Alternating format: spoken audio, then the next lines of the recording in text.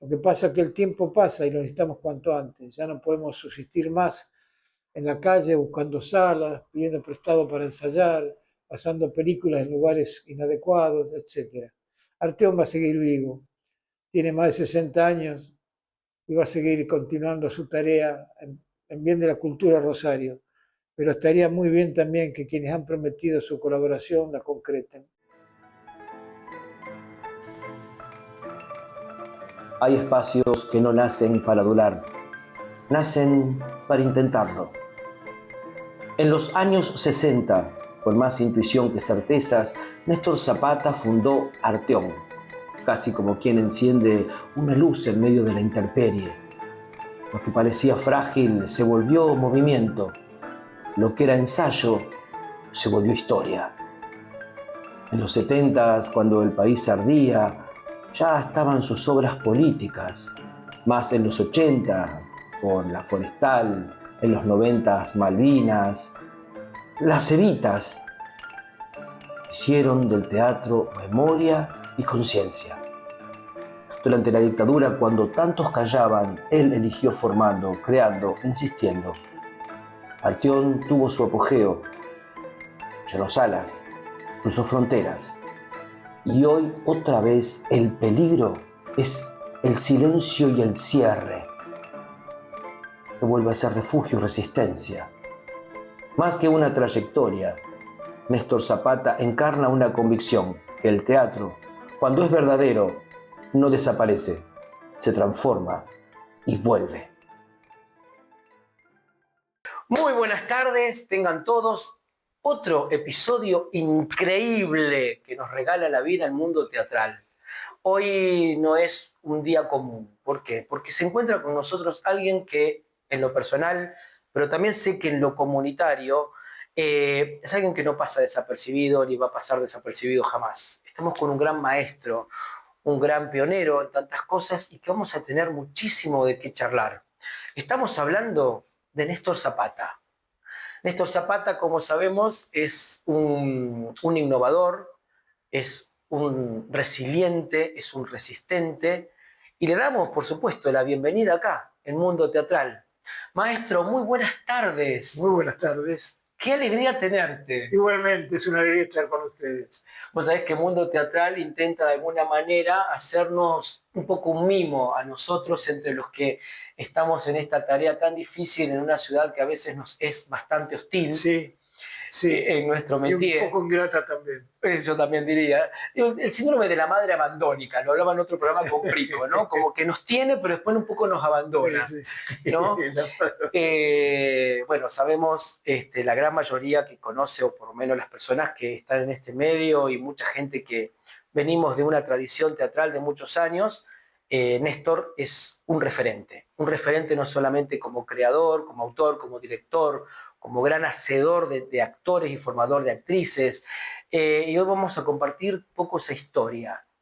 Néstor, usted nació en Rosario. Sí, yo soy rosarino, allá por 1941, o sea que ya tengo 85 años. Un pibe.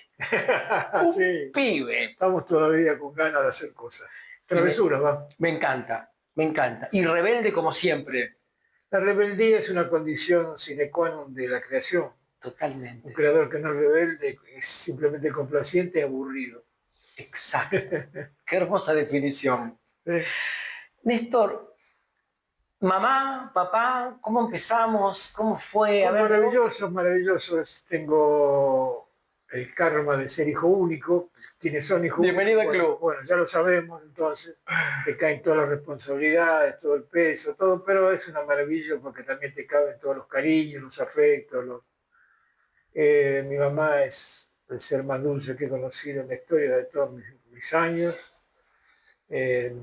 Nació en Tortugas, una pequeña localidad cercana al límite con Córdoba, sobre la Ruta 9.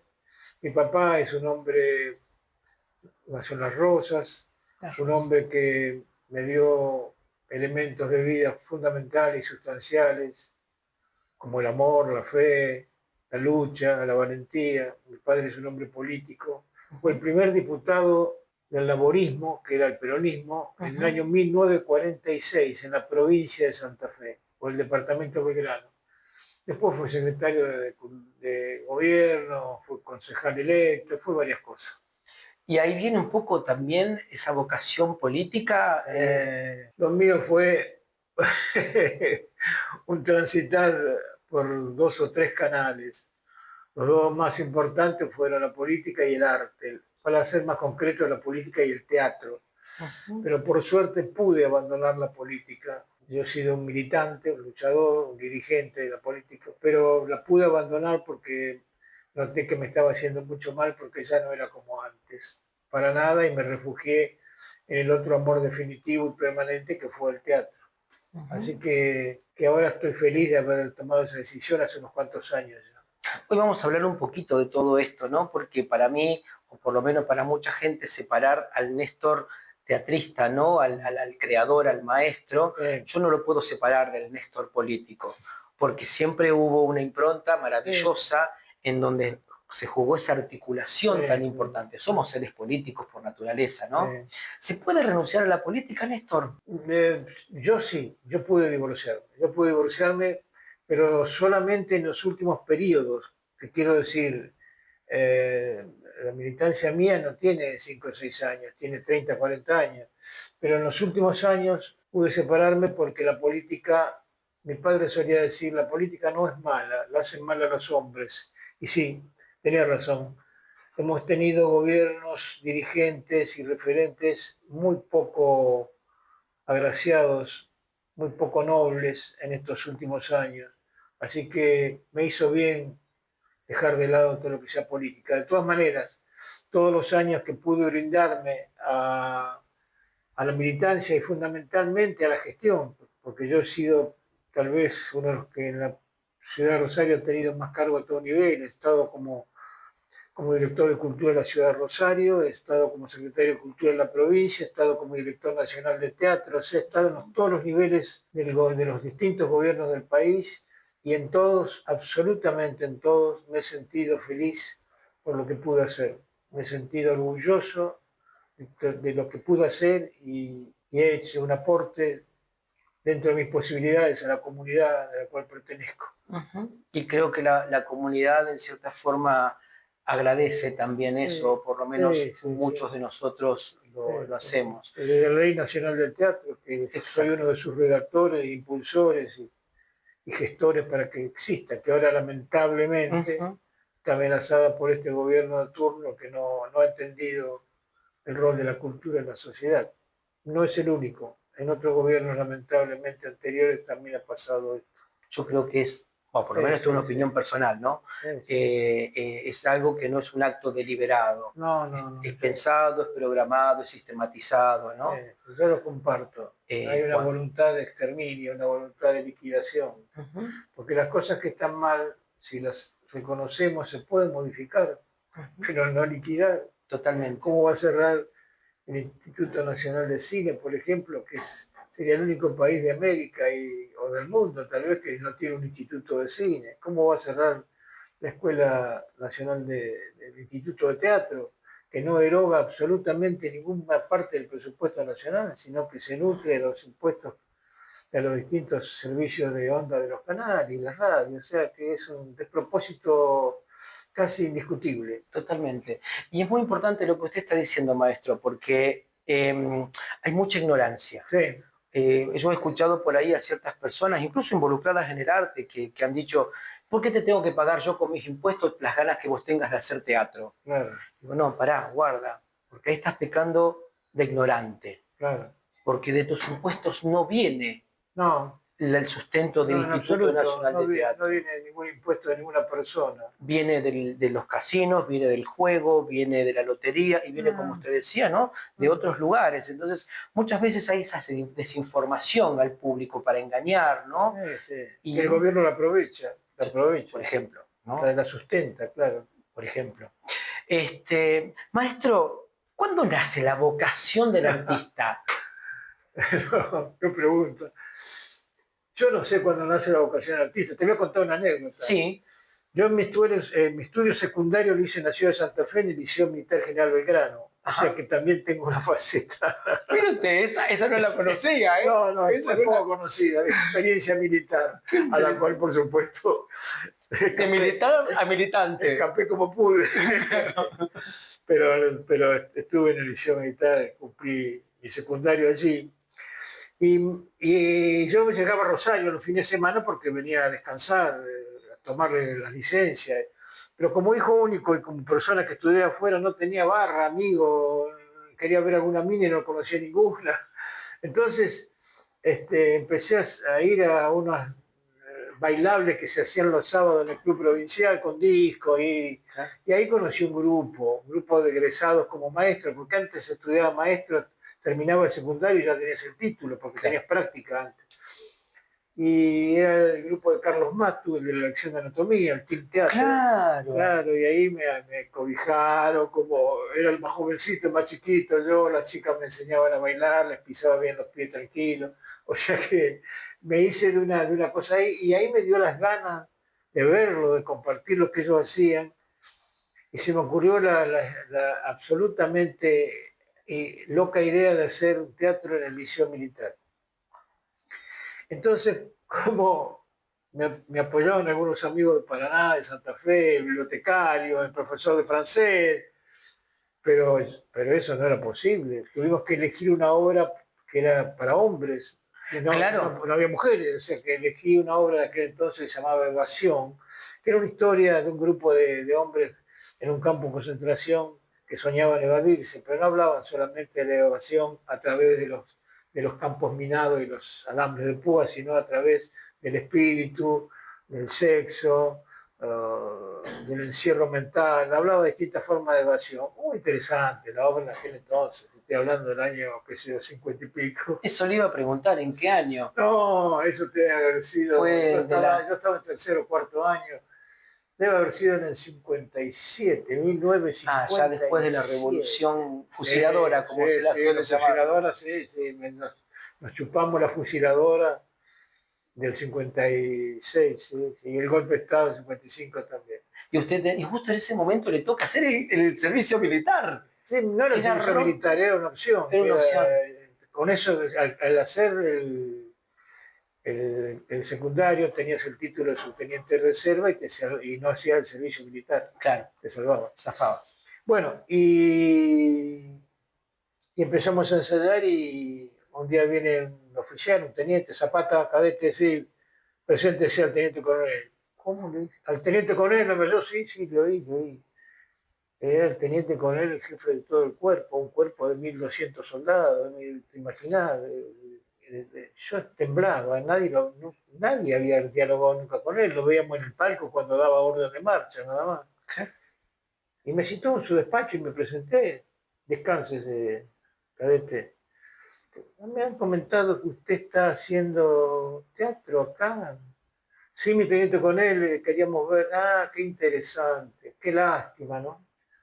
Porque usted sabe que yo he pensado en usted para que sea el director de la revista de los cadetes, esa que hace tantos años que ustedes piden sacar. Nosotros en el secundario queríamos tener una revista, como tenían acá en Rosario en la escuela, ¿viste? La revista del secundario. Sí, sí, sí. Sí, mi teniente coronel. Ah, qué lástima, porque no va a poder ocuparse las dos cosas. Así que elija, ¿qué va a ser, teatro o va a ser la revista de los cadetes? Revista, mi teniente coronel. Se terminó el teatro. ¡Qué mandinga! Aprendí una lección de política. Totalmente. Me enseñó cómo hay que hacer para allanar el camino del adversario.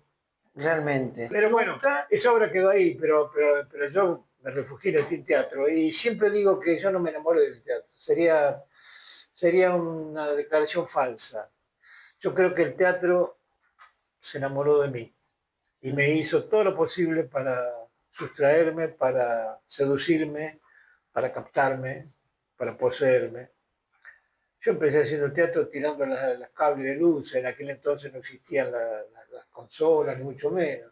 Se ponían tachos de aceite, los pintábamos de negro, le hacíamos unos agujeros atrás, le poníamos un portalámpara con una lámpara, y adelante papel celofán de color, que por supuesto duraba una función porque se quemaban totalmente, sí, sí. Y esas eran las luces y las poníamos donde podíamos y con un cable largo iban hasta el tablero donde se enchufaban y ahí se prendían y se apagaban. No había rebote, no había dimmer, no había nada. Y Ni mucho menos el tema de los sonoros, ni de equipos. no, no, de los sonoros ni hablar. Los sonoros, sí, los sonoros la música. Sí, Poníamos, pero en el TIS se usaba mucho la música que acompañaba las obras. porque las Pero cintas, con el disco, con el tocadisco. con el tocadisco. Sí.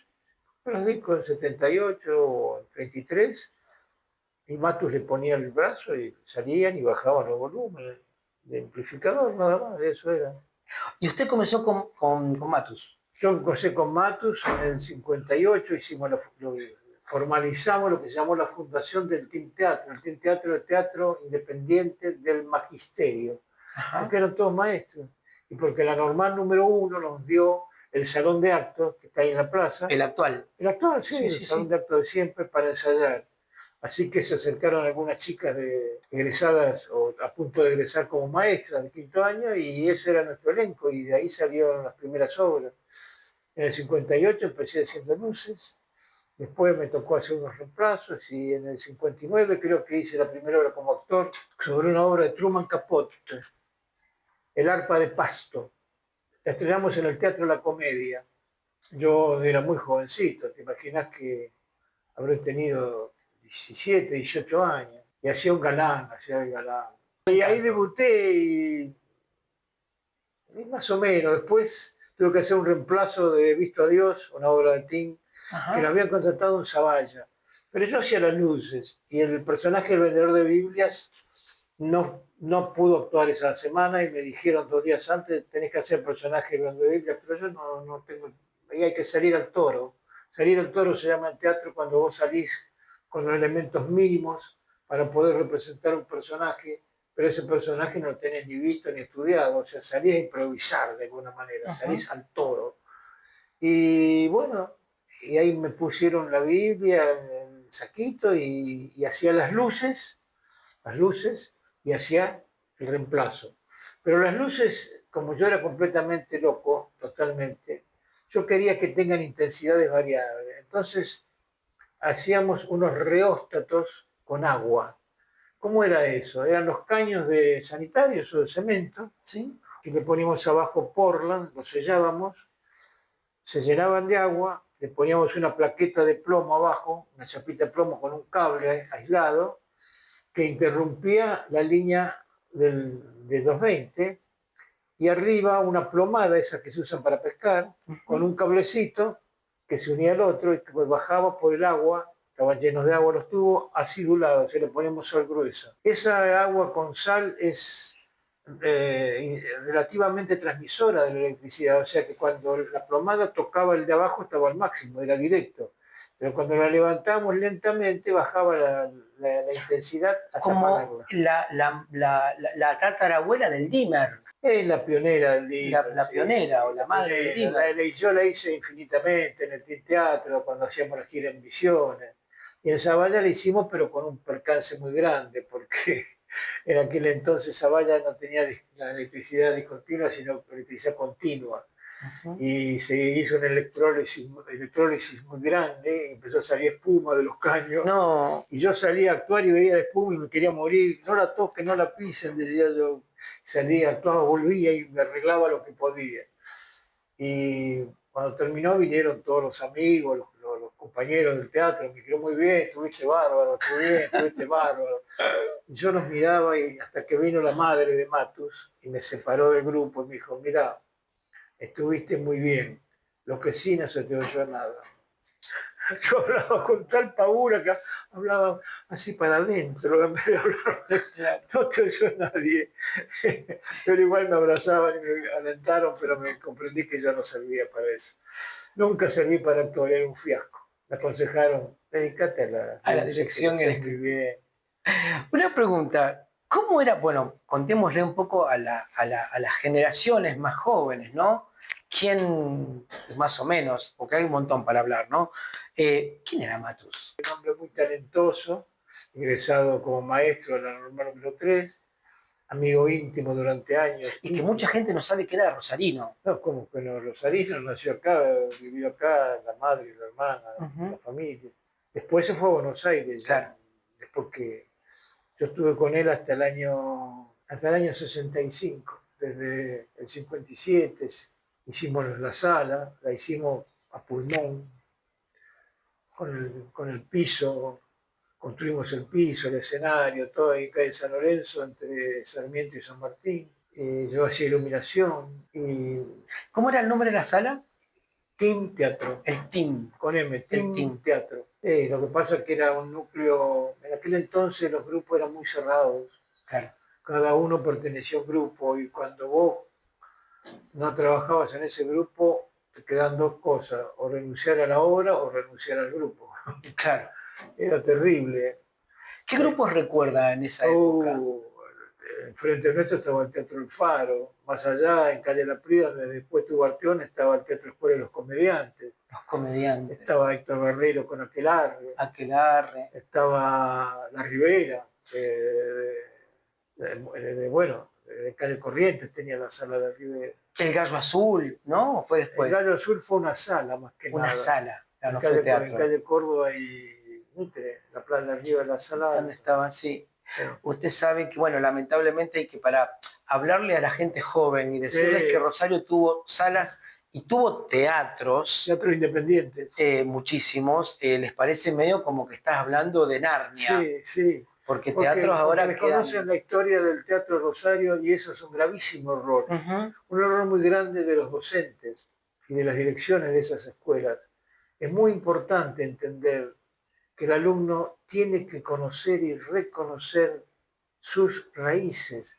Si no lo conoce, comete errores de repetición, errores de ignorancia, errores de creer que todo vino en un repollo y no fue así.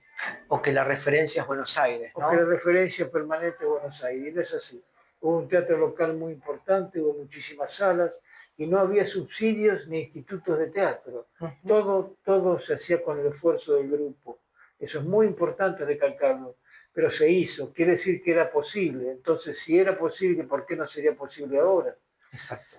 El instituto ayuda y ayudó mucho, pero no hay que depender de él para todo. Hay que tener capacidad de autogestión, eso es fundamental. Son los referentes.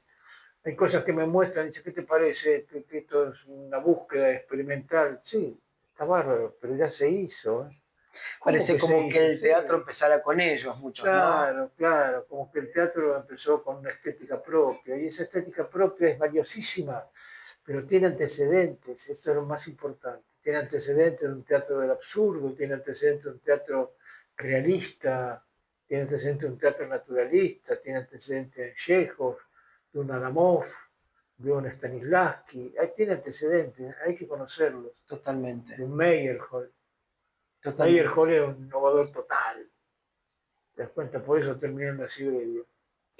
Maestro, y le iba a preguntar, o sea, usted se formó con Matus, usted después, bueno, la técnica, a ver, ¿cuál sería la técnica que a lo mejor a los directores jóvenes o los directores que por ahí están empezando su carrera, usted les podría decir, bueno, a ver, estos tips son los que no le tendrían que faltar a un director teatral? Bueno, lo que pasa es que el director necesita tener elementos fundamentalmente no solo estéticos, sino también éticos. Quiero decir, que hay algo que ahora se llama poética, pero que el mejor nombre es lenguaje, y hay algo que se llama contenido. Yo creo que es fundamental que el director tenga en su conciencia, en su capacidad de conocimiento y de reflexión, el hecho de saber que no hay una estética distinta al objeto, al propósito y a la intención del contenido. Yo quiero saber primero, yo siempre digo, ¿para qué, para quién y cómo? ¿Para qué hago esta obra? Porque quiero denunciar algo, porque quiero divertirme, porque quiero explicar una historia, porque quiero revelar algo, porque quiero hacer reflexionar sobre algo. Tengo un para qué. No es porque sí, a mí me gusta, pero ¿Por qué? ¿Para qué la querés hacer vos? ¿Para qué querés que el público goce de esto, comparta esto? Segundo, te sale el para quién inmediatamente. ¿Por qué? Porque puede ser una obra infantil, una obra para adultos, una obra para la adolescencia, una obra más para los círculos más entendidos, una obra más popular, más para llegar a cualquier tipo de espectador, aún aquellos que nunca vieron teatro. Entonces eso te condiciona el lenguaje, es fundamental. El para quién es determinante del lenguaje. El último, el cómo, que es el lenguaje mismo. ¿Qué elementos recurro? Yo voy a hacer una obra donde hay plataformas y mantas y telas que se cuelgan y pantallas. ¿Para qué? No, porque novedoso, sí, pero yo no voy a admirarte. Voy a compartir, voy a emocionarme, voy a sentir algo que me vas a transmitir.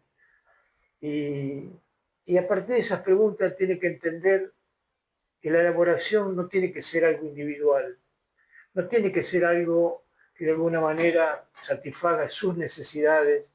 Yo trato de no ser ofensiva, pero uso un término que es tenés en tu cabecita loca.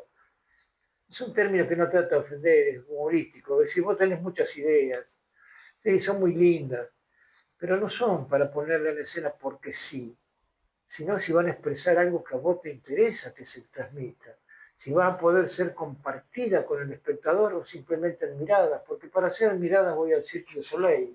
Claro. Yo admiro todo. O al performance, ¿no? Sí, todo lo que... O a la inteligencia artificial sí, que te crea un mundo paralelo sí, sin la intervención humana. La creación es otra cosa, no hay que confundir al creativo con el creador. El creador compromete su contenido, está compartiendo, está revelando. Y en este sentido es muy, muy importante que no sea una cosa individual. Nosotros en el Arteón creamos, no, en el Arteón, sí, en el Arteón, al principio del Arteón, algo que no quiero poner el nombre de método, sino de estrategia, que es el actor creador. Esa estrategia la elaboré yo durante años y la enseñé a los directores jóvenes que venían al curso del Arteón. El actor es un animal, alguien que entrega, que se juega, que no está pensando como lo ven, sino que está pensando qué está diciendo y qué está haciendo él. Esto es fundamental. ¿Por qué? Porque en ese entregarse, en una improvisación, en un diálogo, en una lectura, en un ensayo, te está gestando el lenguaje. Lo que tiene que hacer el director es ponerse en el rol más importante de todos que puede ponerse el director, que es ser un espectador. Que ser el espectador que luego va a tener su obra. Que ser el espectador en donde va a sentir eso que él está transmitiendo. Eso que él siente lo va a sentir su espectador y saber si eso es lo que quiere, si eso es lo que sirve, si eso es lo que comparte. Y rescatarlo y devolverlo. Y el actor lo está creando. Inconscientemente a veces, no se pone a decir voy a crear una escena donde yo haga tal cosa, no, lo juega. Yo les cuento lo que necesito, quién es el personaje, y lo juegan, lo inventan, y aparecen pedacitos de lenguaje que hay que rescatarlos, como decía nuestro querido poeta José Pedroni, en su poema, en donde la gente dice cómo es un hombre así de traje gris y simple, dice los poemas no lo escribe él, se lo escribe la mujer, que era delicada y demás. ¿Y qué dice Pedroni? Sí, efectivamente, ella en pedacitos de piedra de colores de sus ojos me da los poemas, yo solamente los amo. Qué bello. Yo creo que el director es eso, el director tiene que ser el sensible, el espectador sensible que recupera un pedacito de esto y cuando se da cuenta ese día, esa noche, mira y ya tiene el lenguaje agarrado, ya tiene un lenguaje que necesitará luego del cómo, necesitará de un texto, necesitará de una plataforma, de una cámara, de una proyección, eso es la acción de su, a ver, vamos a una palabra complicada, de su talento, de su capacidad de crear. Palabra complicada. Complicada, sí, por complicada, difícil, está siempre el estigma del dicho, lo que natura no da, Salamanca no presta. Maestro, nada, me emociona lo que está diciendo porque como director, yo empecé como actor, pero me ganó el director y el profe y me sedujo. Bueno, ahora estoy volviendo a queriendo intentar supinamente, con una inocencia un poco feroz e imprudente, volver a actuar. Ah, bueno. Pero bueno, el director me supera. Entonces, escucharlo, aparte, yo he visto casi todas sus obras siempre se han caracterizado de un gran despojo. Me acuerdo de La Forestal. Sí. Yo la vi cuando tenía 16 años en el Club Provincial, con el querido Emilio Lenski, con quien compartí una publicidad una vez, y con Quique Llopis en su momento. Quique Llopis, Jorge Canepa en la música. Tal cual, tal cual. Y me gustaría que me lleve a ver, que nos lleve, que nos cuente un poquito para los chicos que tienen ahora 20 y pico de años, o 30 y pico, que de La Forestal fue un hito. Rosario fue tantos, ¿no? De usted que tuvo, pero La Forestal, igual que Malvinas luego, o las Evitas, pero La Forestal generó... Sí, fue un hito maravilloso, rescatado del libro de Gastón Gori, con texto del negro Yelpi, los relatos de Juan Lima Quintana, casi nada. Y me llamaron para dirigirla. ¿Quién lo llamó? Yo trabajé mucho con Emilio Lenski, era prácticamente un hombre de Arteón, y con Enrique también nos conocíamos, de la canción, de canto popular, de los trasnoches, después iba a tomar algo, tomar con la guitarra, nos cantaba cosas, nos conocíamos. Y ellos empezaron a hacer la obra porque Raúl Granados se le ocurrió que él la había escuchado una vez, una puesta, pero no era escénica, era sentado en una mesa con la guitarra cantando. Y ellos dijeron, pero podemos hacerla en los boliches, sería bárbaro, pero se dieron cuenta que tal vez tenía otro destino la obra. Me llamaron y yo fui, miré un ensayo y dije, ¿quieren hacer algo en serio o quieren hacerla en el boliche de sábado a la noche? No lo imagino La Forestal en un boliche desde ya. Bueno, pero esa era la idea y dije, no, esto está para mucho más. E hice la dramaturgia, que es lo que de alguna manera se dice de aquello que es la formalidad de la puesta, el lenguaje, la escritura. Y esa dramaturgia era basada, como vos bien decís, en lo elemental. Tenía un actor que representaba el personaje del hachero, con sus angustias, sus luchas, sus dolores, su explotación. Tenías un relator, porque en la versión original venía que el hachero hacía el relato y la actuación. Yo dije, no, el hachero es un actor, no es un relator, tiene que estar siempre un personaje. Entonces separé los textos con el ok del negro y puse el relato. El actor el relato y en el centro el cantante con las canciones, con la música maravillosa. Preciosa. Maravillosa, que la función era exaltar el relato, exaltar, reiterar la temática del hachero, pero resaltada con la canción.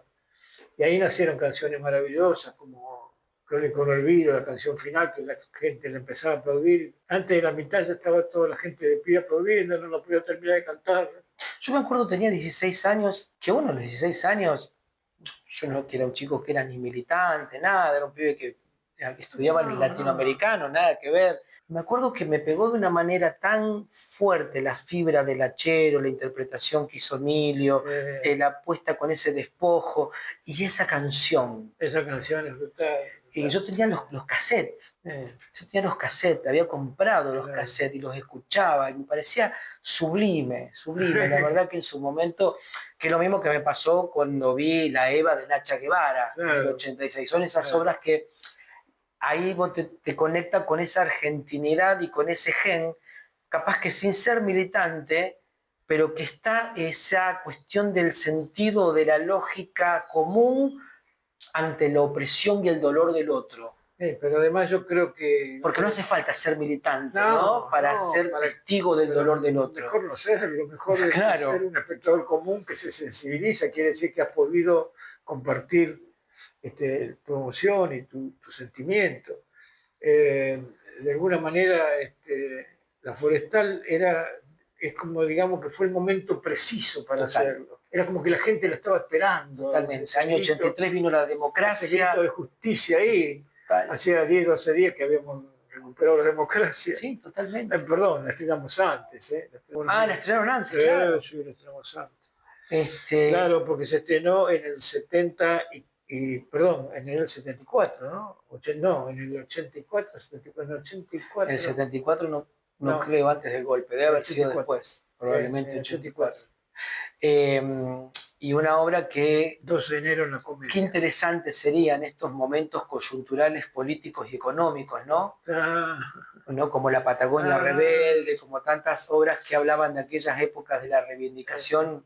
Qué interesantes, a lo mejor tal vez, no es de cuestión de nostálgico simplemente, sino de esto que hablábamos antes, de la memoria, de poder recuperar lo nuestro, ¿no? De que no hay Argentine Company, Quebracho Company, que nos, ¿no? Que se vuelven a reactualizar, ¿no? Como un update, una actualización de esos modelos genocidas, ¿no? Terrible, de explotación. De la explotación, totalmente. Así es.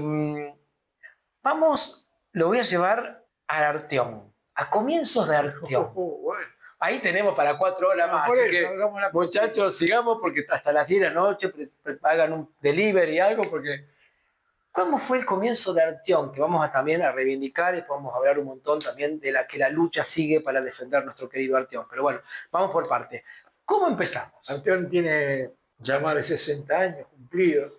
En el 65, ya cuando en el TIN yo ya quería empezar a dirigir y demás, surgieron algunas diferencias, unas cosas, y nos fuimos, nos retiramos del grupo, dolorosamente. ¿Con quién, perdón? Con el team. Con el TIN, con Matus sí. Y los compañeros.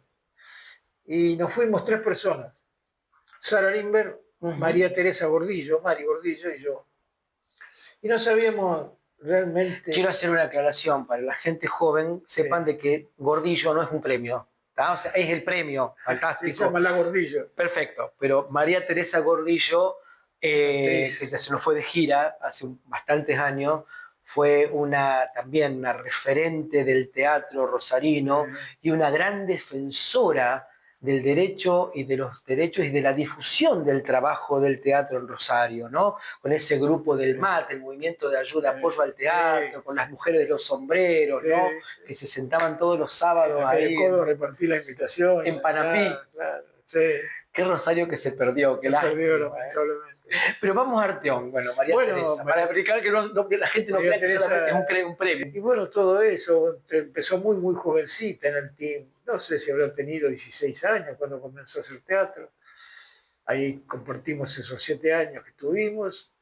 Y me acompañó cuando nos fuimos, éramos 3 nada más. Y Mari era muy, ¿cómo explicarte? Muy taxativa, muy, muy segura de lo que opinaba o quería. Y pasión pura. Sí, así nos fuimos a tomar un café. Sara era la actriz modelo, era la actriz protagónica en todas las obras del TIC. Después vamos a hablar de Sara, vamos a hablar de la compañera de Néstor. Era una gran compañera. La mejor actriz que he conocido en mi vida, pero en el TIC también era la protagónica. Y yo. Y tomando el café nos preguntamos qué hacemos. Y no sé, digo, bueno, hagamos un teatro porque otra cosa no sabemos hacer. Y Mari dijo, no, teatro no. Mari, ¿por qué no? Porque me hizo mucho mal lo que hemos tenido que vivir. Sí, tenés razón, nos hizo mal a todos. Pero ¿qué otra cosa vamos a hacer? No sé, pero teatro no. Bueno, hagamos cine, le dije yo. Me miraron como diciendo, ¿y quién hace cine? Jamás habíamos hecho cine, jamás habíamos filmado. Yo hacía fotografía, esas cosas, pero no cine.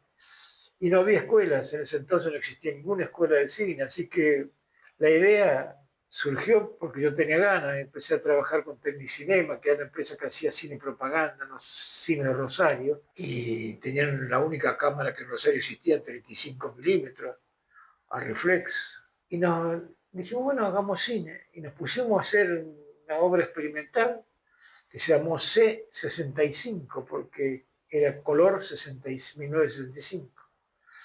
Y pasó una cosa muy terrible porque para hacerla el Fondo Nacional de las Artes te daba subsidios, pero eran préstamos que había que devolverlos y ponía una garantía.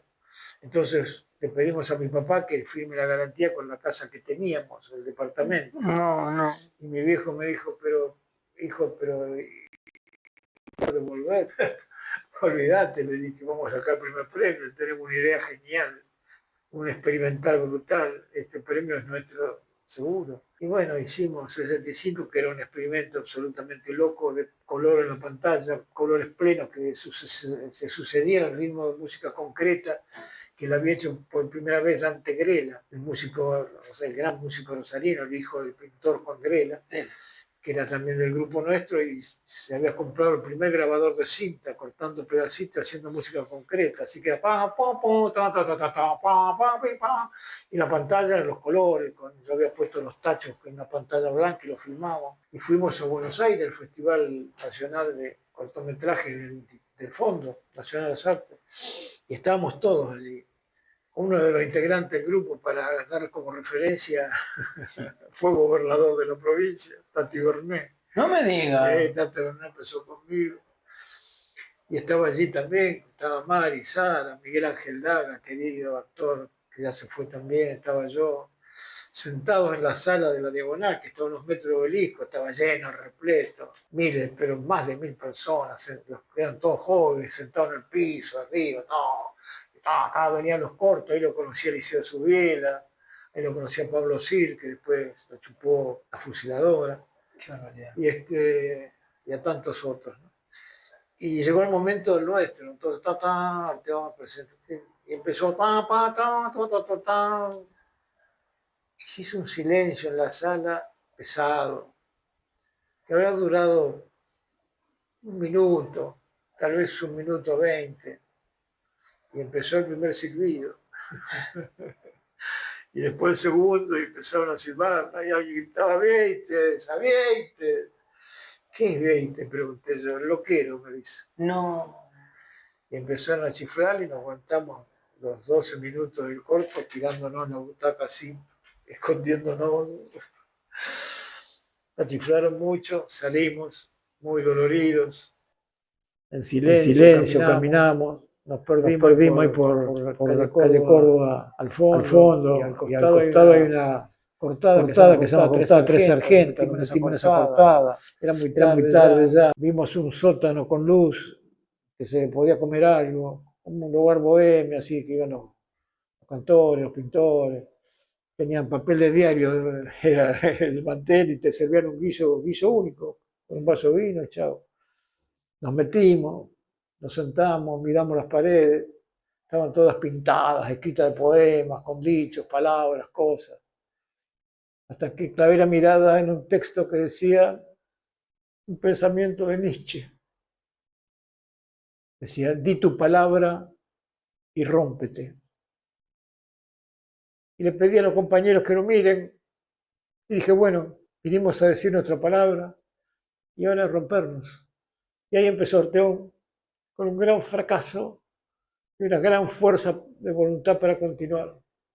Eso creo que fue lo que nos dio la fuerza de tantos años, porque empezar con un triunfo es complaciente, pero no te fortalece, te deja débil. El fracaso es la mejor escuela.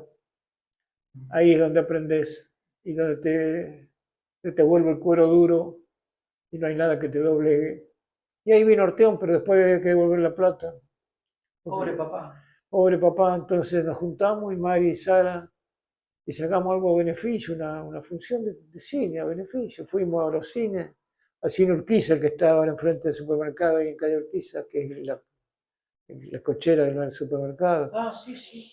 Y el dueño nos dice, ¿qué es lo que quieren? Vienen a alquilar la sala para vender una entrada a beneficio. No, la sala trabaja de lunes a lunes.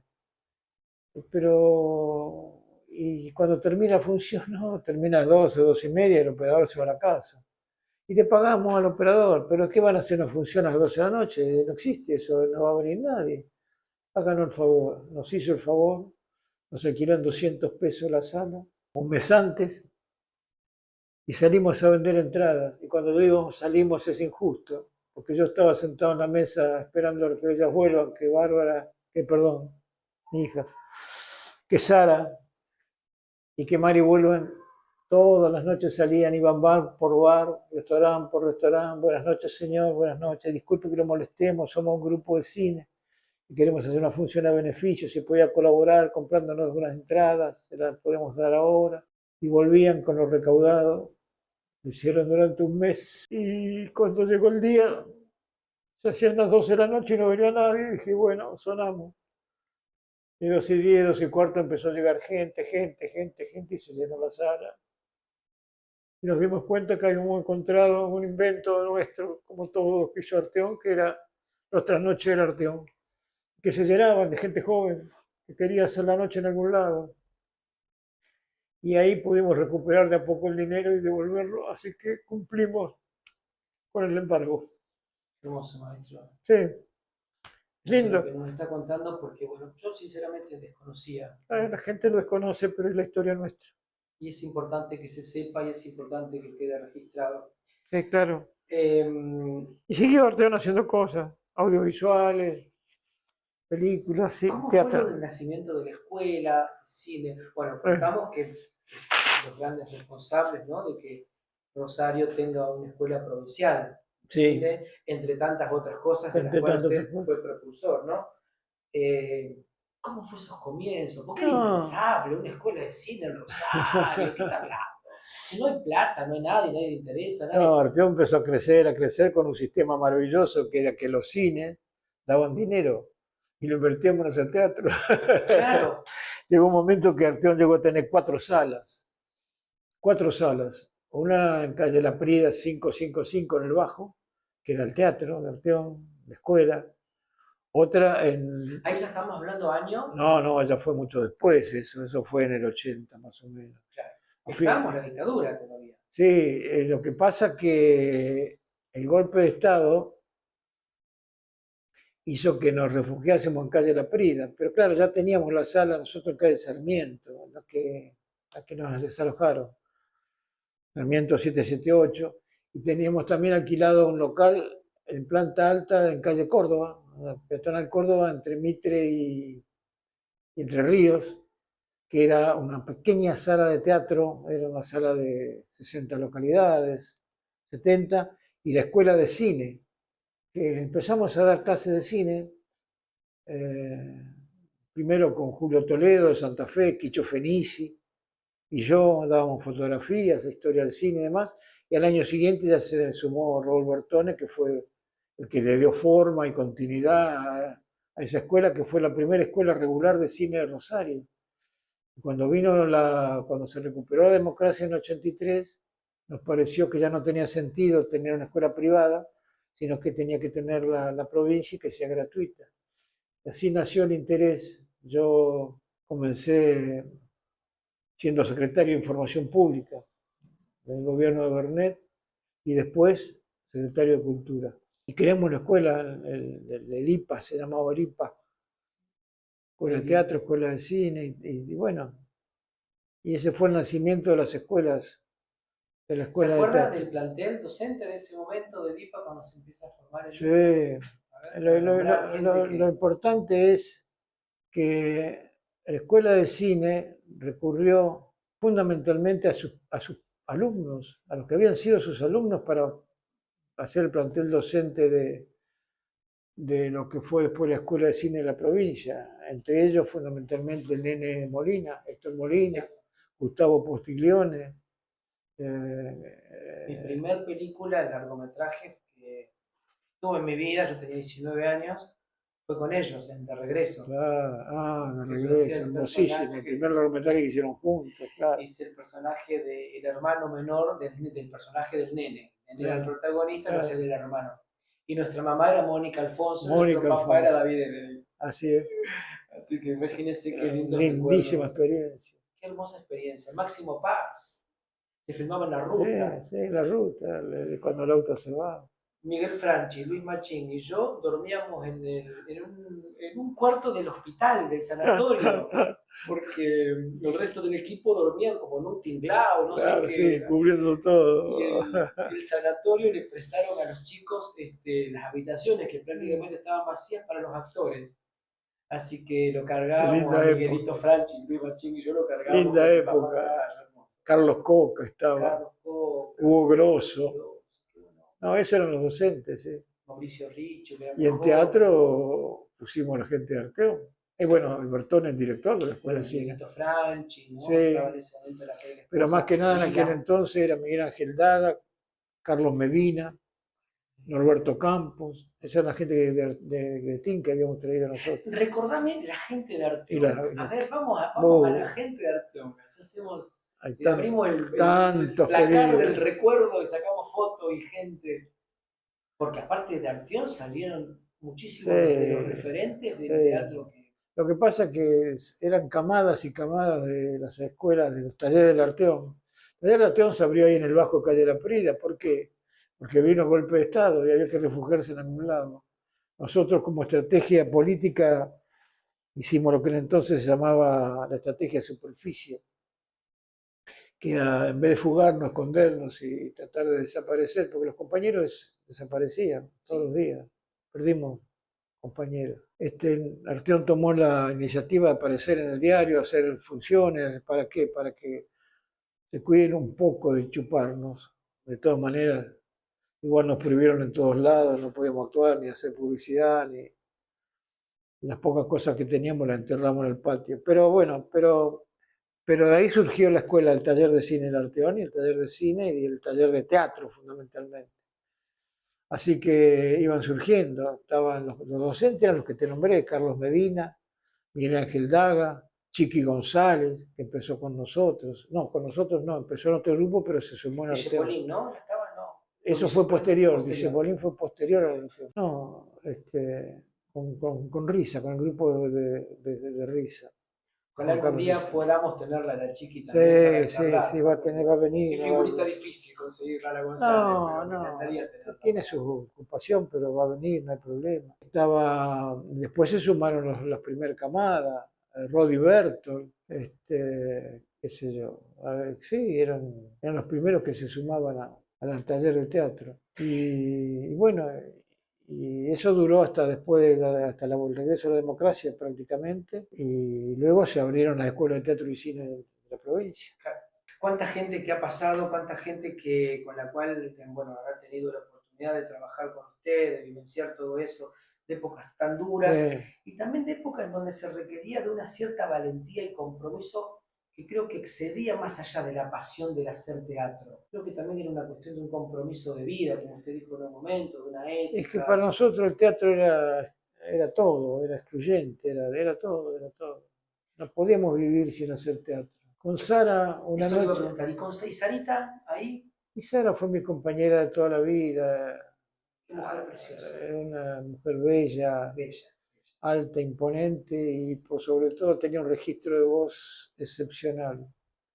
Recuerdo que Luis Baetti, músico y compositor, le decía, a ver, dame esta nota, y le tiraba un grave, y Sara se la daba, y tirame este.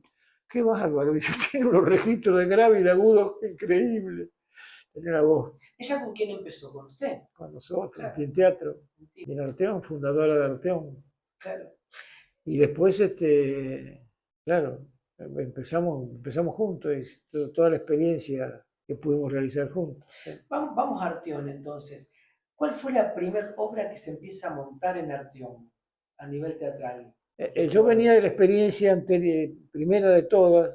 Arteón se funda en 65, sí, pero no tenía el nombre de Arteón todavía. El nombre de Arteón recién lo hicimos en el 68. Al principio le llamamos Grupo Organización de Arte.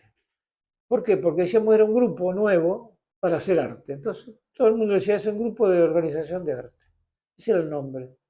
Y como tal, debuté como director en el 65 también, o en el 66, no me acuerdo, 66 posiblemente, 1966, con 3 obras breves de autores rosarinos, una de Juan Carlos Lanza, otra de Rubén Martino y otra mía, que eran obras breves, y lo hicimos en el Consejo de la Mujer, ahí en calle 9 de Julio, creo, 3 de febrero, creo, en Buenos Aires. Sí. Y Buenos Aires. Creo que en la esquina de la de Mujer, donde está el Club Italiano. Claro. Y ahí hicimos Las Goteras de Martino, uno mismo. Esa fue la primera obra. Sí, la primera puesta en ese año 66. Yo era muy joven, tenía 24 años, creo. Un purrete. Sí, ¿Y Sara cuánto tenía? igual la misma edad que yo siempre. Y ahí trabajó Tati Bernet, Miguel Ángel Daga, Mari Yo Gordillo. no sabía que Bernet Sí, había sí, tenido sí. su antepasado de Como actor, actor. fue como actor, sí. Siempre estuvo como actor y inclusive en algunos cortos filmó. Yo lo utilizaba a Bernet como modelo, igual que a Boazo, porque Ah, Boazo era bien. modelo, eran muy pintones, muy pintones. Entonces, como yo trabajaba haciendo publicidad, los contrataba para las películas o para hacer desfiles. Eran desfiles de ropa. Mira. Así que Tati desfiló ropa. O sea, usted no se prohibió de No, nada. no me Usted privé de no se nada. prohibió de nada. No, no me Estuvo privé de nada. Lamentablemente metí el para hocico en todo. qué maravilla. Sí, La versatilidad de este hombre. sí, sí, hicimos. Boazo era muy pintón. Hicimos muchas películas y desfiles. Sí. Y bueno, y eso fue un poco los inicios de esos momentos, ¿no? ¿Qué? La primera obra fue esa. Después Sí. ya vino el grupo, la primera, en el 68, se llamó Panfocus. Era una palabra tomada de la película porque Panfocus quiere decir foco total, Ajá. porque los lentes tienen un foco, un campo focal, ¿verdad? Pero esto implica que la lente tenga un foco más amplio, que a distinta distancia tener foco. Y nosotros, en nuestra creación colectiva y en nuestras obras, decíamos, nos falta la mirada de aquello que no terminamos de ver o de aquello que está demasiado cerca. O sea, hay que ver la realidad para contarla. Y por eso le pusimos Panfoco, fue una obra de multimedios. Tenía proyecciones de cine en 16 milímetros. Estamos hablando de que era toda una innovación Todo, para la época. siempre fue una innovación. Fíjate vos que la primera, las goteras y las que hicimos en el Consejo de Mujeres allí, y la mía se llamó, era una obra basada en Nietzsche también, mis queridos amigos de siempre. Esa fue en el 66. En esa película Miguel Ángel Daga hacía un personaje junto con una proyección. O sea, proyectamos una película en 16 milímetros blanco y negro sobre un fondo blanco con el tamaño real de la persona. Y salía Miguel, que era ese personaje, vestido igual de negro, maquillado blanco. O sea que se mezclaba con la imagen y en un momento no sabía si vos estabas viendo el personaje o la imagen. Y él se mezclaba con sus amigos, se tiraba al piso y después se levantaba y era la imagen. Y por supuesto la Ahora, crítica dijo que era maravilloso, genial, y otros dijeron que era un a mí me llama pretencioso y la una atención, porquería. más allá de que se haya gustado, ¿no? Porque todo lo innovador tiene sus contrastes de gente que es más por ahí Sí, conservadora y gente que por ahí le vuelve la sí, cabeza. sí, claro. Lo que me llama la atención es no solamente la creatividad y aparte también con los presupuestos que se podían manejar, Ah, bueno, ni hablar. generar todos esos espacios, todas esas obras, que ahora cuando hablamos de multimedia, vemos puestas en donde las escenografías son con LEDs, con Claro, cosas, ¿no? claro. ¿Cómo uno dice, ya, esto ya fue hecho? O sea, esto ya, Sí, lo que hablábamos antes, ¿no? Que sí. nadie innova nada de por sí, ¿no? Pero cómo ya están esas bases formadas y que en nuestro inconsciente colectivo o en algo que hayamos visto como referente, siempre hay una Claro. reminiscencia a eso que estuvo antes. Bueno, tuvimos que cerrar un poco la ventana, contamos a la gente, perdonen la cosa, porque me estaba dando el sol, me estaba matando. Estamos filmando en febrero, lo traje al maestro en pleno febrero a la tarde a filmar, ¿no? Un acto heroico. Recordando el pasado. Recordando el pasado, pero que se actualiza, maestro, porque Sí. como hablábamos recién, muchas cosas que parecen que fueran la novedad de hoy, ¿no? Como con otros recursos ya se hicieron en un momento. Es importante, por eso hablamos de las raíces, hay que conocerlas. Está documentado, no mucho, pero está documentado. Hablando de las raíces, Sí. bueno, estuvimos con las forestales, estuvimos hablando de los comienzos de Arteón. Las cevitas, ya estamos en los 90. Sí, bueno. ¿No? Hacemos un salto, porque yo decía que no va a alcanzar un programa con Zapata. ¿No? Hacemos para hablar con Bueno, Zapata en un programa. Lo dejamos para más adelante la segunda parte. Era como en Netflix, viste, varios episodios. Néstor, bueno, las evitas también, me acuerdo que empezó con un elenco, ¿no? Esas evitas, incluso estuvieron afuera, nos representaron en distintos países. Ahorita fue un trabajo yo sentía que me reclamaba el compromiso de escribir una obra sobre Eva Perón. ¿Por qué? Porque yo había sido uno de esos niños de los privilegiados de aquella época. Fui a la normal número 3, que recién se abría como escuela, con piscina de natación climatizada, que te enseñaron a nadar, con galerías para izar la bandera cubriéndonos cuando llovía. Era una escuela modelo. O sea que yo mi infancia la pasé como un privilegio y sentía totalmente ese amor por Evita, que la había visto una sola vez en mi vida siendo niño. ¿La conoció? ¿La vio? No la conocí. Te cuento rápidamente. Sí. Había venido Evita Rosario a uno de los sindicatos a hacer no sé qué. Yo habré tenido 10, 12 años. No, 12 no, 10 años. 8, 10 años. Y todo el mundo estaba inquietado para verla pasar. Entonces ella se volvía a Buenos Aires con el auto, iba muy lentamente recorriendo calle San Martín para la salida de la ruta, que no existía la autopista. Claro. Y la gente estaba toda en la calle de San Martín, esperándola, viéndola, a ver si llegaba, mirando qué auto venía, y por ahí apareció un auto con ella, y yo estaba supongo que con mi mamá o mi papá, no sé, ahí parado mirándola, y pasó, y saludaba a través del vidrio, y yo vi que se iluminaba, era como un brillo brutal, que tal vez lo daba el sol o el contraluz, pero eso lo vi, por ahí una sensación mía, y su sonrisa, la vi pasar, y eso se me hizo imborrable, lo tengo acá. Y la obra la escribí, Ese y fue el disparador, digamos. más que un disparador era una necesidad, Me acuerdo que uno de los críticos, cuando lo estrenamos, me dijo: Zapata, usted hizo una obra muy subjetiva. Y yo le dije: efectivamente, si usted quiere una obra objetiva, vaya a buscar un libro que la haga otro. Yo le hice subjetiva, yo le hice diciendo que era un ser maravilloso, porque eso es lo que yo siento. Ah, bueno, me dijo, está bien. Y la hicimos acá en Rosario, después hicimos una gira, fundamentalmente por Venezuela, por Estados Unidos y por España.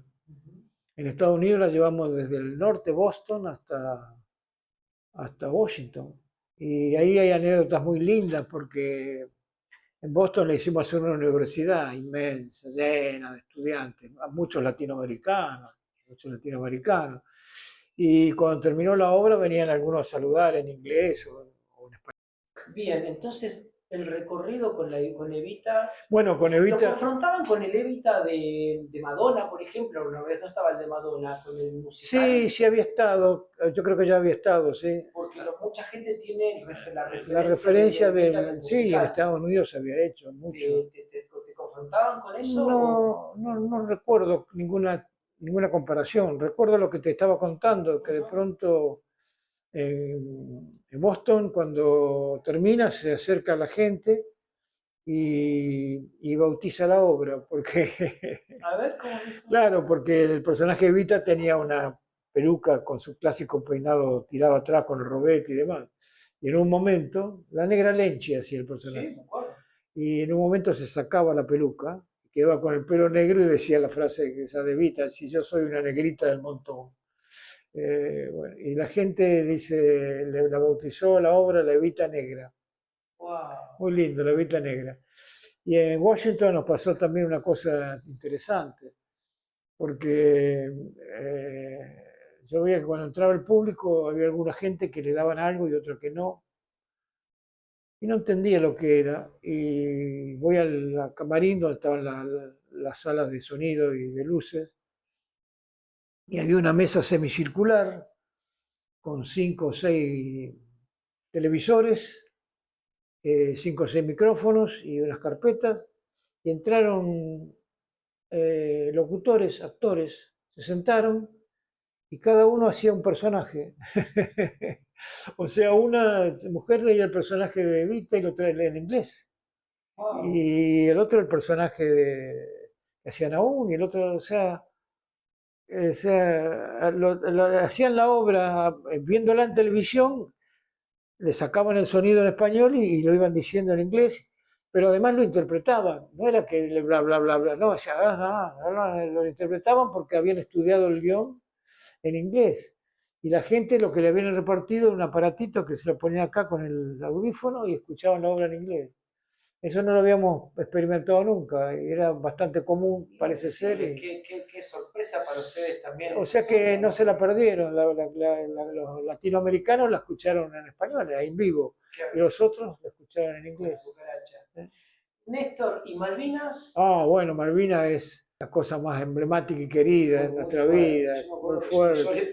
Claro. De mantequita, me emocioné tanto en esa obra. ¿Te imaginás que eso la guerra de Malvinas había sido en el 82 y nosotros en el 92... Perdona, me recordaron un poco el elenco de Evitas y pasamos a Malvinas. Estaba la Negra Lenzi, ¿no lo hizo Sandra Petroño en un momento? Después lo hizo Sandra Petroño. Estaba Nahum, David Tederi y Sara Lindberg.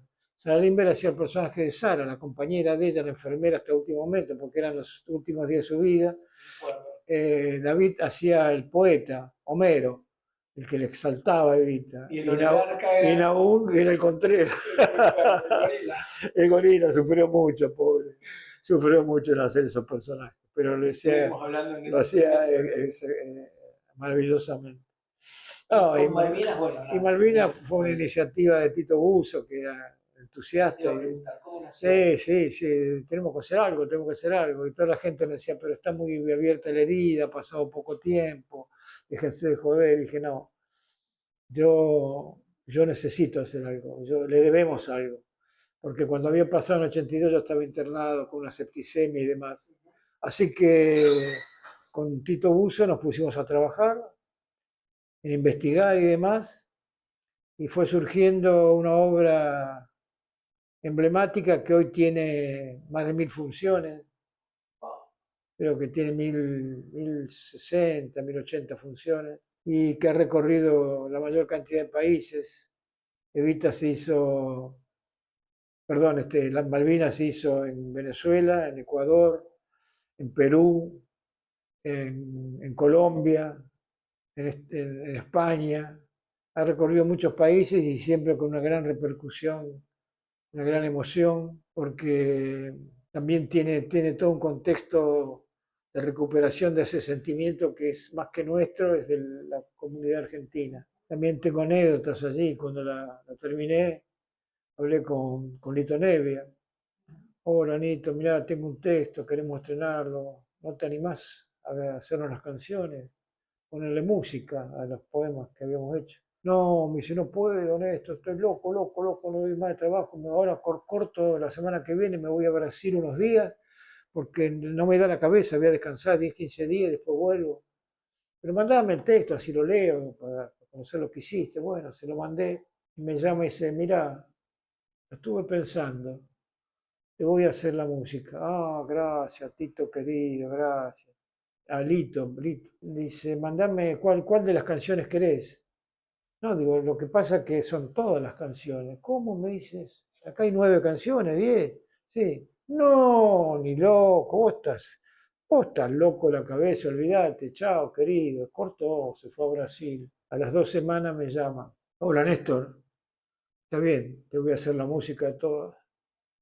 Con una condición, yo no hago música a letras ajenas, porque no da la acentuación, no da la forma en que yo lo digo. Yo tengo que cambiarte las letras que vos me trates, respetando más o menos la poesía. Y con Tito Buzo dijimos, ¿qué hacemos? Sí, decirle que sí. Bueno, haz lo que quieras. Pasaron 15, 20 días, dice, cuando quieras venir a Buenos Aires te hago escuchar las músicas. Sí, bárbaro. Me fui a Buenos Aires, nos encerramos en el estudio, me cantó las canciones, no había cambiado una sola letra. Solamente creo que una palabra de ataque de una de las 10 o 11 canciones. Y en una, que se llama Las Cartas, la estaba cantando, terminó con los auriculares, estamos en la pecera, estamos de este lado nosotros y él detrás del vidrio, con los auriculares se los sacó, fue la toma bárbara, le dice, salió bárbara, se fue al costado para salir por la puerta, con el técnico que era amigo, lo esperamos, y no salía. ¿qué pasa? No sé, me dice. ¿Estará buscando algo? No sé. De pronto abrimos la puerta a ver si se había descompuesto algo.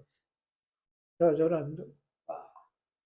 Estaba llorando porque había hecho la canción de las cartas.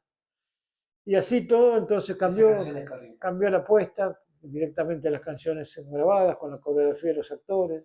Para mí me llama también otra cosa la atención, ¿no? Porque muchas veces la gente o de desconocimiento confunde lo que es el musical a lo que es la epopeya cantada, Claro, a o lo la que es la cantata. cantata, Claro. ¿no? Entonces, cómo también se puede hacer, más allá de lo que la gente cree que es el Totalmente, musical, totalmente. teatro, como lo hacía Brecht, por ejemplo, ¿no? Que, o sea, Sí. o lo que fue La Forestal o tantas otras obras, ¿no? Que son Pues la forestal o es los actos sacramentales del medioevo. claro, una cantata popular, eso es la forestal, como fue Santa María de Iquique. Claro. Malvina es una obra musical, pero no una puesta musical, sino una obra dramática con canciones y con coreografía, que ahora actualmente, esto es importante decirlo, la ha retomado el nuevo elenco, con la dirección de Griselda de Lorenzi y la actuación de Bárbara Zapata, de Maru de Rosa. Bárbara Zapata, Sí. sabemos, ¿no? La nena. La abuela Zapata era la que hacía la madre, inolvidable. Y Bárbara, la hija, decidió continuarla, el personaje. Lo hace maravilloso. Para las escuelas vienen los jóvenes y te abrazan llorando o emocionados y dicen, nosotros no sabíamos. ¿Cómo no sabes lo que es Malvinas? Tenés que saber lo que fue Malvinas. Bueno, esas son las obras emblemáticas. Es fuerte. Después el León de Francia, que el León de Francia, el León de Francia era otra deuda que teníamos con el radioteatro, porque la soberbia nuestra de jóvenes intelectuales era que esa gente hablaba exagerada, burra, no entendían nada, hacían cosas que eran absurdas, culebrones y demás. Hasta que nos metimos en la vida de ellos, Federico Fábregas nos daba con Chiqui, tomamos café en la esquina de Santa Fe y Corrientes, nos contaba las historias, las anécdotas, y nos fuimos dando cuenta que todo lo que nosotros queríamos, ellos lo tenían. Nosotros queríamos hacer teatro, ellos lo hacían. Nosotros queríamos vivir del teatro algún día dignamente, ellos vivían del teatro profesionalmente. Nosotros queríamos tener público, ellos llenaban la sala. Nosotros queríamos el aplauso, el reconocimiento, ellos les regalaban chorizo, morcilla, chancho, los abrazaban, los seguían. O sea, eran verdaderos profesionales del arte escénico y contaban historias de buenos y malos, claro que sí. ¿Pero por qué? Porque el público las necesitaba, este es el tema. Porque se vivían épocas de opresión, de desamparo, de marginación, y la gente necesitaba que haya un salvador, un héroe, el león que venga y salve a la madrecita buena y a la novia y mate al malo. Eso quería la gente, y esto que parece tan ingenuo subyace en el subconsciente como una gran necesidad de justicia y de reivindicación, que ellos en el lenguaje popular, no olvidemos que le hablaban al peón golondrina, a personas que eran analfabetas, le hacían llegar como una forma de esperanza. Y para mí eso ha sido siempre uno de los grandes necesidades de mis obras y de lo que yo siento. Creo que toda entrega nuestra como teatrero debe dejar una esperanza, aunque sea el mensaje más doloroso y negativo, debe haber siempre una esperanza que al espectador le dé la posibilidad de saber que eso puede ser modificado, cambiar, reivindicar. Muy sabio lo que dice, porque en este momento de tanta desesperanza, me estaba acordando con lo que usted decía, hay un musical, ¿no? Con la música de Andrew Lloyd Webber, basado en la película Sunset Boulevard, ¿no? El personaje de Gloria Swanson, ¿no? Cuando dice, nosotros le enseñamos al mundo new ways to dreams, nuevas formas de soñar, ¿no? Un poco es esto, el teatro, el cine, ante tanta desesperanza, tanto horror, ¿no?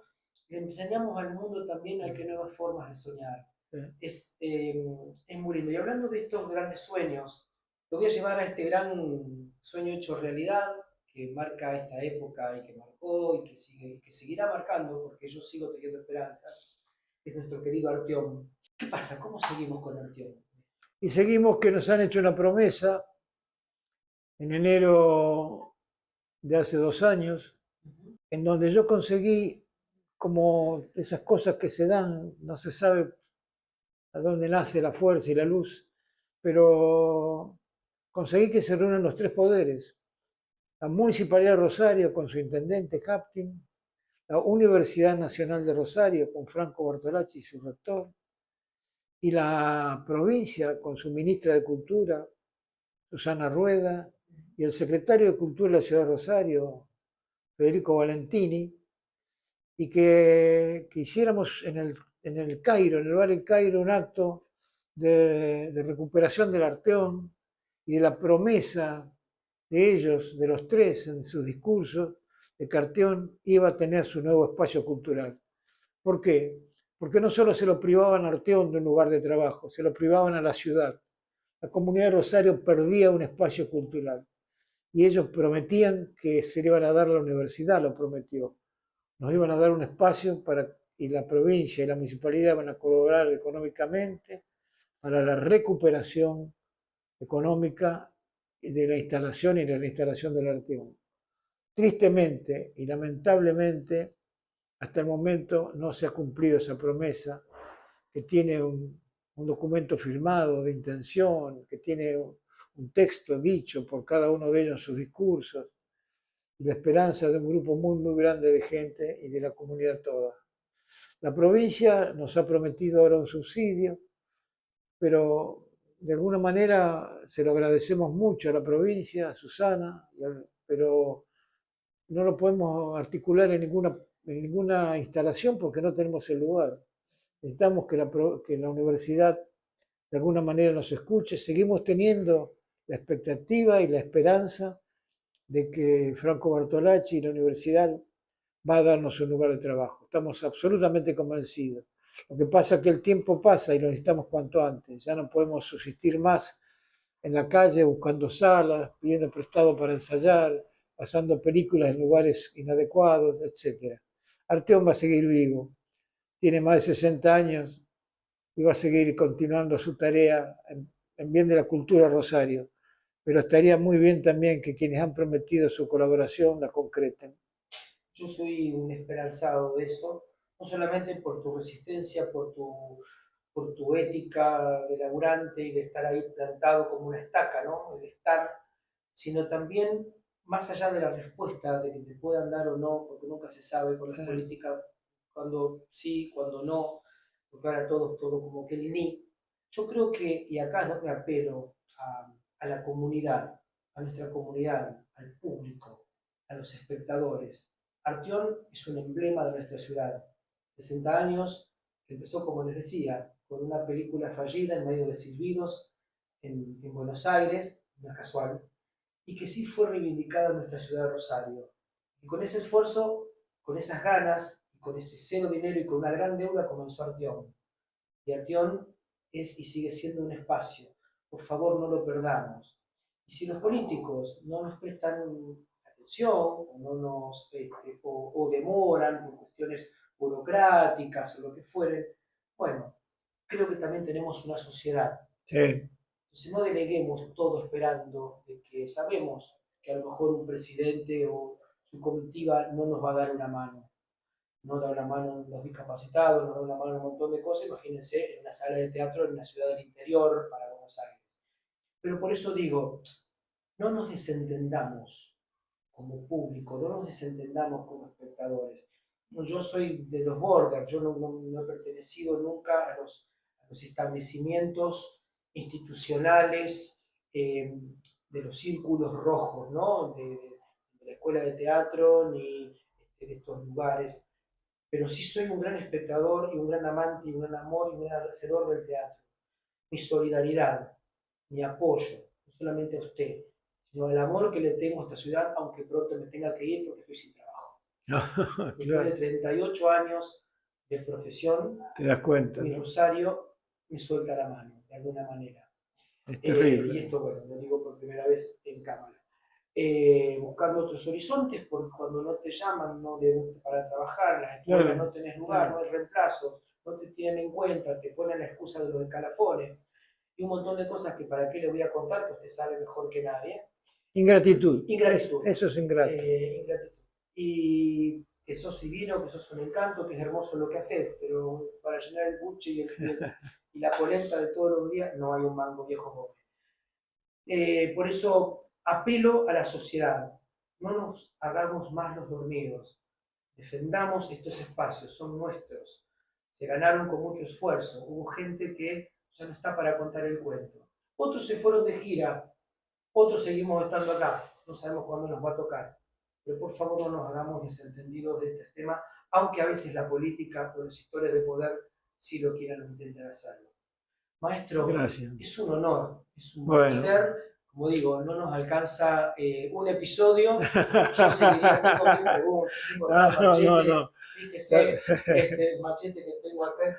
Es larga la historia, es muy larga la historia. Pero bueno, es un comienzo. Gracias. Gracias en serio por estar en el mundo teatral. Y bueno, y ustedes, por supuesto, apoyen este canal porque es para justamente valorizar y revalorizar y no perder nuestra memoria. Porque tenemos un montón todavía para contar y seguir con invitados que tienen mucho más también que abordar. Se nombraron personas, se nombraron personajes, se nombraron gente muy queridas, algunos que están, otros que ya se fueron de gira, como decimos, pero nosotros seguimos acá, y acá con el gran maestro Néstor Zapata.